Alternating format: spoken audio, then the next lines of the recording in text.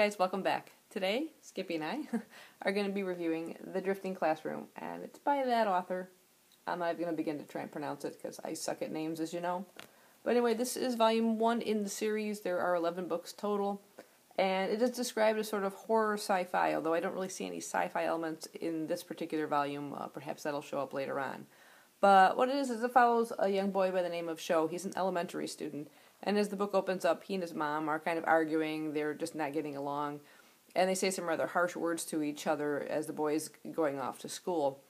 And unfortunately, they're not going to get a chance to kind of apologize for those words for some time, because shortly after Sho arrives at the elementary school, there's this rather large earthquake. And suddenly, from the point of view of Sho's mother and the other parents in the surrounding town, the school completely vanishes into a giant hole in the ground. There are no signs of the school left, and they think it has been destroyed.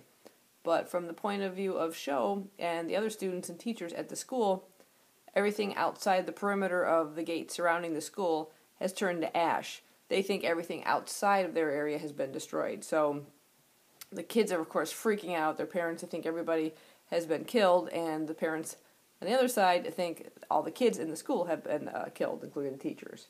So we don't really know what's going on, what has caused this. It seems like maybe something has literally ripped the school out of the ground.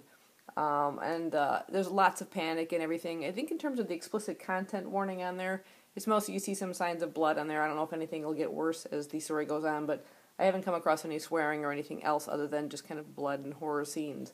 There's not a whole lot more to tell you about this particular volume. Like I said, it's really setting up the series, so we have to see what's going to happen. It's kind of described as Lord of the Flies, rather, on amphetamines. I guess it's because the kids are going to have to be, fending for themselves, and maybe they'll be turning on each other. As you can imagine, especially with the kids in the school being isolated from everything else in the outside world, they're going to be running out of supplies and things like that. So that'll be interesting to see what happens. I like the artwork a lot. There are some really nice full panels. I'll show you a good one here. Full panel scenes throughout the book.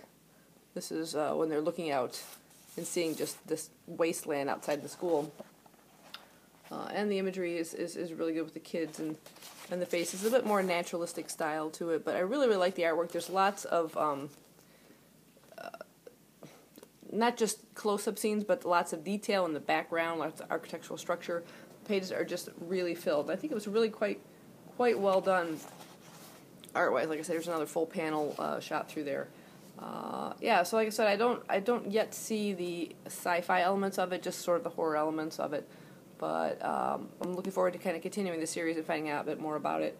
I think overall I gave this one 4 stars on Goodreads, but I'm looking forward to reading it, and I hope you guys decide to check it out. What do you think, Skippy? I say bye? Bye.